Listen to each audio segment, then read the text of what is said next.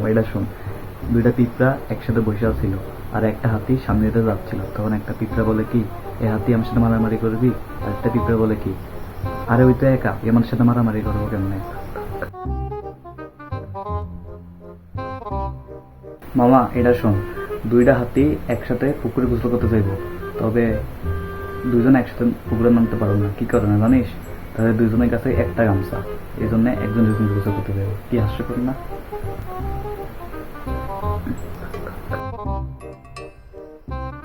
High, আমার নাম gym. তোমার নাম?